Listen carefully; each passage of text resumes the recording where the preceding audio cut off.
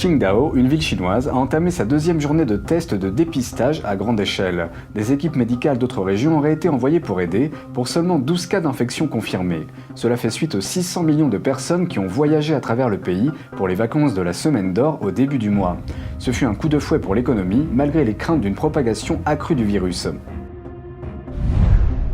Après une suspension de près d'un an, la Chine a repris la diffusion des matchs de la NBA. La Chine, Cuba et la Russie se disputent les plus hauts sièges au sein du Conseil des droits de l'homme des Nations Unies. UN Watch a comparé cela à des incendiaires voulant travailler avec les pompiers. Et le dirigeant du Parti communiste chinois Xi Jinping a visité une base navale, ordonnant aux troupes d'être prêtes. La présidente de Taïwan a visité une station radar qui surveille les missiles des pays voisins.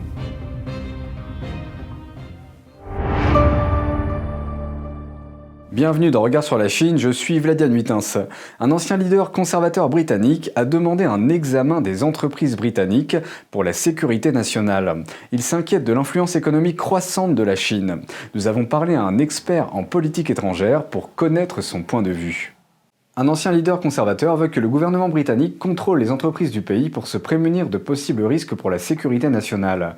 Il s'inquiète de l'influence économique croissante de la Chine. Nous avons parlé avec un expert en politique étrangère, Sam Armstrong. While the UK does have powers to vet the acquisitions of UK companies in certain national security grounds, those powers don't go far enough. The government have admitted that, which is why they're proposing to bring in further legislation. Il affirme que la loi britannique fonctionne bien pour les menaces de sécurité évidentes, mais ce n'est pas le cas dans d'autres domaines où il pourrait y avoir une menace. Il déclare que le marché mondial du plasma sanguin est un sujet de préoccupation. C'est l'un des domaines thérapeutiques les plus prometteurs pour les maladies liées au Covid. Le groupe BPL, premier fournisseur britannique de plasma sanguin, a été racheté par une société d'investissement chinoise en 2016. And we now are in a situation in which the global blood plasma markets have seen enormous control by Chinese companies and the world's largest exporter of certain blood products. Selon lui, la mainmise de la Chine sur l'approvisionnement mondial en médicaments essentiels constitue un risque pour la sécurité. Il affirme que les États-Unis sont en avance sur ce problème car ils disposent d'un comité sur les investissements étrangers. Selon Sam Armstrong, le Royaume-Uni aurait besoin de ce type de comité. Nous passons maintenant aux actualités concernant le virus en Chine. 9 millions de personnes doivent être dépistées dans une ville de l'Est de la Chine, le nombre officiel de cas existants étant de 12, mais les citoyens ont des doutes à ce sujet. Dans les 5 jours, 9 millions d'habitants de la ville de Qingdao doivent subir un test de dépistage contre le virus du Parti communiste chinois. Les quartiers sont à moitié fermés et seules les personnes ayant un dossier de santé vert peuvent y entrer ou en sortir. Mais depuis lundi 12, les autorités municipales n'ont annoncé que 12 cas existants, dont 6 présentent des symptômes et 6 sont asymptomatiques. Monsieur Li, un citoyen de Qingdao, nous a dit qu'il pensait que les autorités ne signalaient pas tous les cas. The specific data, as you know, is not clear. The official figure is not high. There are not many cases. But we know what is going on. That is enough. Un hôpital à Qingdao a été fermé et un autre a été désigné comme hôpital de secours pour le soin des malades. Tous les services ambulatoires et d'urgence ont également été fermés depuis le début du test à grande échelle. Un internaute, se référant à ces actions, a critiqué le régime chinois pour avoir encouragé la population à voyager pendant la semaine de la fête nationale au début de ce mois. En l'espace de 8 jours, plus de 600 millions de personnes ont voyagé à travers la Chine. Il a écrit sur les réseaux sociaux « Il semble que l'épidémie soit très grave, sinon un hôpital ne serait pas désigné comme hôpital de secours. Tout le monde doit y prêter attention. Pour soutenir l'économie, le Parti communiste chinois a laissé la population se rendre au carnaval pendant la semaine de la fête nationale et c'est la population qui en souffrira. » Monsieur Tai de Qingdao a déclaré qu'il ressentait de la haine envers le régime communiste pour avoir menti sur les données. Anyway, the Communist Party's data is basically unreliable. Beijing doesn't allow anyone from Qingdao to enter the city. All people who have close contacts with Qingdao people have to be reported. I'm not afraid of death, I just hate this government, this system. This is what this nation is all about: accelerated decline, loss of faith, loss of morality, and suffering our own fate as a result. Plusieurs provinces et villes autour de Qingdao ont émis un avertissement aux voyageurs ce week-end, rappelant aux habitants de ne pas s'aventurer dans la ville. Une vidéo en ligne montre qu'une équipe médicale de Longnan, dans la province du Gansu, s'est rendue à Qingdao pour aider le personnel médical local à lutter contre l'épidémie. Longnan est à 1600 km de Qingdao. Nous allons maintenant aborder les conséquences de la semaine de vacances en Chine. Connue sous le nom de Fête nationale chinoise, elle commémore l'arrivée au pouvoir du Parti communiste chinois ou PCC. Quelques jours après la fin de la fête, les autorités de la ville de Qingdao ont commencé à dépister le virus à grande échelle chez ses 9 millions d'habitants en invoquant une augmentation des cas de virus du PCC. Fin septembre, les autorités de Qingdao avaient déjà signalé 2 cas d'infection. Ils ont été découverts juste avant le début des vacances, alors que des centaines de millions de personnes devraient voyager à travers le pays. Et les dépenses touristiques qui en découlent donnent généralement un coup de fouet à l'économie locale. Qingdao est une ville portuaire située dans la province est de la Chine, le Shandong. C'est une destination touristique populaire. Quelques jours avant le congé de la semaine d'or, un haut fonctionnaire a été interrogé sur la sécurité de son déplacement à Qingdao. Le fonctionnaire a répondu que Qingdao reste une région à faible risque et que les voyageurs peuvent s'y rendre librement. Le fonctionnaire travaille pour le Centre de contrôle et de prévention des maladies de la province du Shandong. Il a été constaté que l'agence avait sous-déclaré des cas de virus en février dernier. C'est ce qui ressort de documents internes obtenus par NTD. Le 18 février, 52 patients du Shandong ont été diagnostiqués positifs. Mais le Centre de contrôle du Shandong n'a signalé qu'une seule nouvelle infection. Et le 21 février, 59 nouveaux cas ont été confirmés. L'agence en a signalé 2. Suite aux déclarations des fonctionnaires, Qingdao a accueilli près de 4,5 millions de touristes pendant la semaine de vacances. À la même période, les sociétés événementielles locales ont également organisé un festival de musique à grande échelle. Les spectateurs ont rempli l'espace de l'événement. Le festival n'était qu'à une demi-heure de route de l'endroit où les 2 cas de virus ont été découverts. Un vaccin développé par la Chine aurait été autorisé à être utilisé en urgence par les autorités du pays cet été. Mais le médicament doit encore faire l'objet d'essais cliniques et de tests de sécurité à grande échelle. La nouvelle a provoqué des réactions hostiles chez certains patients chinois, en particulier ceux dont les enfants sont tombés malades après avoir reçu des vaccins fabriqués en Chine. He Fangmei est la mère d'une enfant de la province du Henan qui a été vaccinée. Sa fille a été paralysée après avoir reçu le vaccin DPT il y a 2 ans. He Fangmei a disparu vendredi 9 dernier après avoir répandu de l'encre sur un local de la municipalité. Elle avait auparavant lancé une pétition et protesté contre l'utilisation de vaccins expérimentaux et demandé que les personnes responsables soient mises en examen. Elle a également demandé à être remboursée pour le traitement médical de sa fille, mais elle a été arrêtée à plusieurs reprises par les autorités locales. Dans un article paru vendredi 9 sur les réseaux sociaux, He Fangmei a déclaré qu'elle avait recouvert d'encre la platine de la porte de la municipalité. Le bureau de la sécurité publique de la région a d'abord cherché à la placer en détention pendant 10 jours. Mais elle a été libérée plus tôt parce qu'elle était enceinte. Sur les réseaux sociaux, une fois de plus, elle a écrit que les autorités refusaient d'assumer la responsabilité du handicap de sa fille qui a été vaccinée. Elle a expliqué que la police locale la surveillait 24 heures sur 24 et l'empêchait de se rendre à Pékin où sa fille recevait un traitement médical. En conséquence, elle a décidé de faire une déclaration en répandant de l'encre sur la platine de la porte de la municipalité. Les avis divergent sur les effets de la maîtrise du virus par le confinement d'une ville entière. Un fonctionnaire de l'Organisation mondiale de la santé a déclaré que le confinement ne devrait pas être le principal moyen de contrôler le virus. Il a déclaré jeudi 8 dernier à The Spectator, un média britannique, que le confinement ne devrait être utilisé que pour regrouper les ressources et protéger les travailleurs de la santé épuisés par l'effort. And so we really do appeal to all world leaders. Stop using lockdown as your primary control method. Develop better systems for doing it. Work together and learn from each other. But remember, lockdowns just have one consequence that you must never, ever belittle, and that is making poor people an awful lot poorer. L'OMS estime que l'impact des confinements sur la chaîne d'approvisionnement alimentaire mondiale pourrait entraîner jusqu'à 130 millions de personnes supplémentaires qui connaîtront la faim en 2020. La déclaration de M. Nabarro a été reprise par 22 000 scientifiques. Ils ont signé une pétition contre les mesures de confinement. Le journaliste pour NTD, Kevin Hogan, a parlé avec l'un d'entre eux. Much smarter ways to do it. Why aren't we adopting those strategies? Why have we continued these lockdowns that cause so much harm? Le professeur dit que nous devrions protéger les personnes âgées qui sont vulnérables tout en laissant les autres vivre leur vie. La plus grande chaîne de télévision publique chinoise reprend la diffusion des matchs de la NBA ce mois d'octobre. Cette reprise fait suite à une suspension de près d'1 an.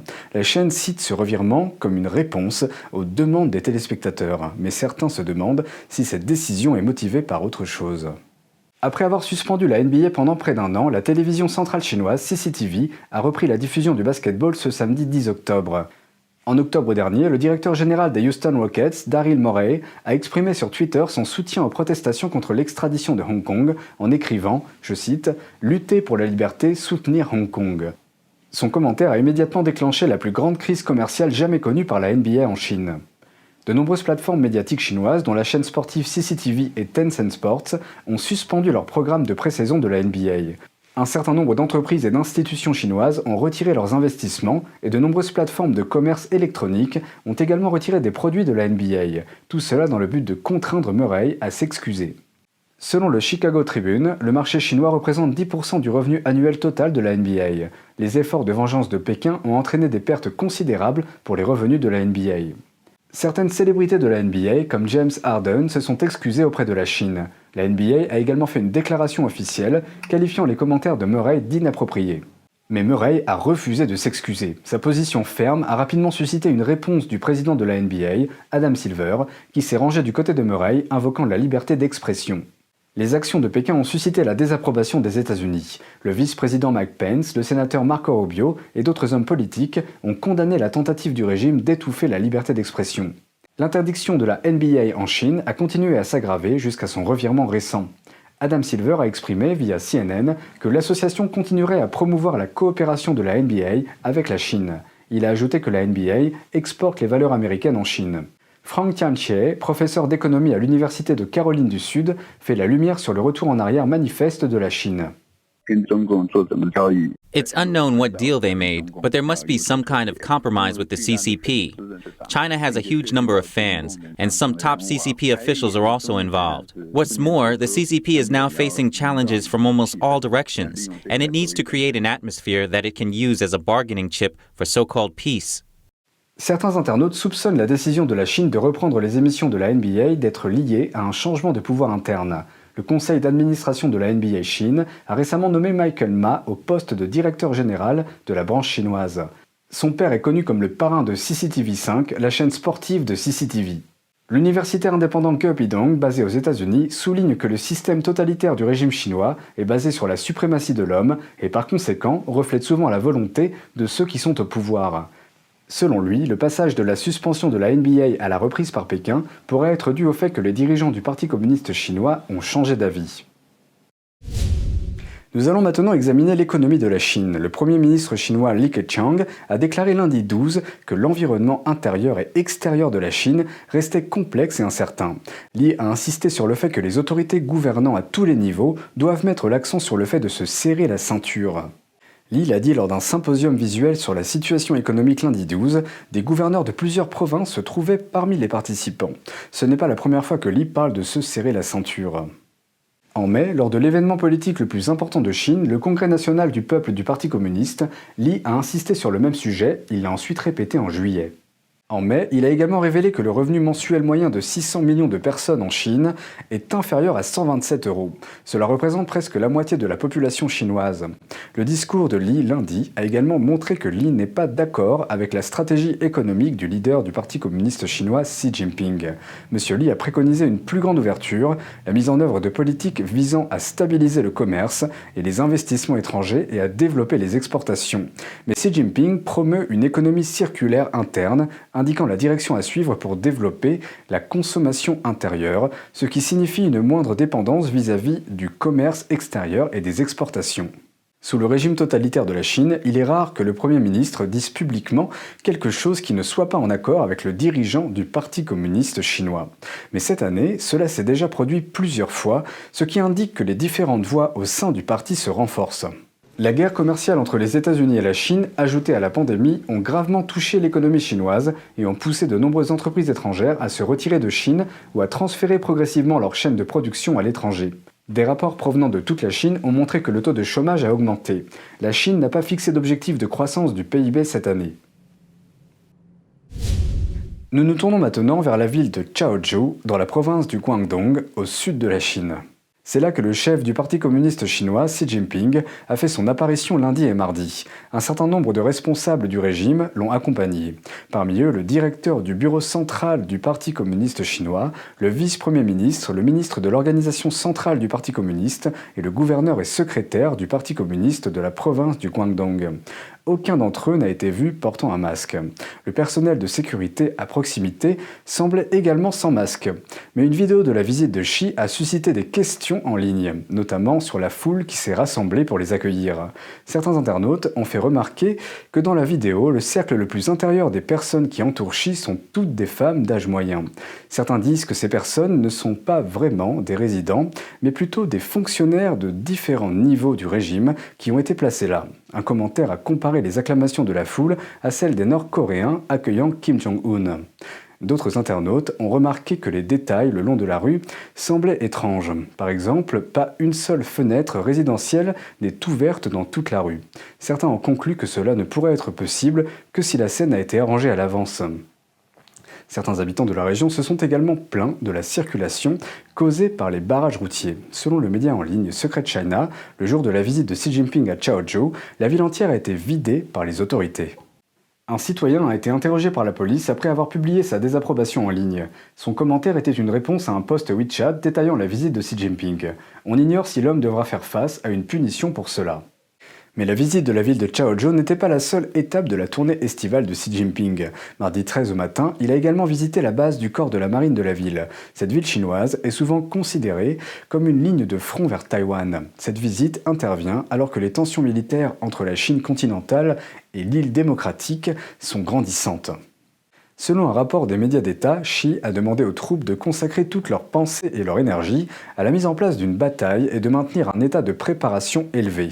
Il a dit aux soldats d'assumer la responsabilité de la sauvegarde de la souveraineté du pays et d'adhérer à ce qu'il a appelé la direction absolue du Parti communiste. De l'autre côté du détroit de Taïwan, la présidente taïwanaise est également en tournée. Mardi, Tsai Ing-wen a visité une station radar. Les médias d'État taïwanais ont déclaré que cette visite est, je cite, d'une importance stratégique. Ces derniers mois, la Chine a fréquemment envoyé des avions et des bombardiers dans le détroit de Taïwan. La station radar de Laishan surveille l'Asie de l'Est et saisit toutes les informations aéroportées telles que les missiles et les satellites. Tsai a également rendu visite à la compagnie de défense aérienne qui garde la station. La Chine, Cuba et la Russie sont en course pour les plus hauts sièges du Conseil des droits de l'homme des Nations Unies. La Commission doit voter pour ajouter la Chine, la Russie, Cuba, l'Arabie Saoudite, le Pakistan et l'Ouzbékistan à son Conseil des droits de l'homme. Il y a 15 postes à pourvoir dans 5 régions, Afrique, Asie-Pacifique, Europe de l'Est, Amérique latine et Europe occidentale. Chacun d'entre eux exercera un mandat de 3 ans à compter de l'année prochaine. Le groupe de surveillance des Nations Unies a publié un rapport s'opposant à l'élection de ces 6 pays, les qualifiant de non éligibles en raison de leur mauvais bilan en matière de droits de l'homme. Le rapport indique que 7 d'entre eux sont discutables et que seuls 2 sont qualifiés, la France et le Royaume-Uni. Le directeur exécutif du groupe de surveillance des Nations Unies a assimilé les dirigeants de ces pays à des dictateurs et a comparé leur élection en tant que juge des droits de l'homme à la conversion de pyromanes en pompiers. Il a évoqué les abus de la Chine contre le groupe ethnique musulman ouïghour, les près de 200 exécutions de l'Arabie Saoudite l'année dernière, l'assassinat de journalistes par la Russie et a qualifié Cuba d'État policier. Le responsable du groupe de défense des droits de l'homme, basé au Canada, Irwin Cotler, a déclaré que l'élection de violateurs des droits de l'homme favorise, je cite, la culture même de l'impunité qu'elle est censée combattre. Les États-Unis se sont retirés en 2018. L'ambassadeur américain à l'ONU de l'époque, Nikki Haley, a accusé le Conseil d'être hypocrite et complaisant. Regard sur la Chine, c'est fini pour aujourd'hui. Merci pour votre présence et votre soutien. N'hésitez pas à partager nos vidéos pour nous aider à diffuser une information non censurée sur la Chine et à défendre la liberté de la presse et les droits de l'homme. Très bonne soirée et à bientôt.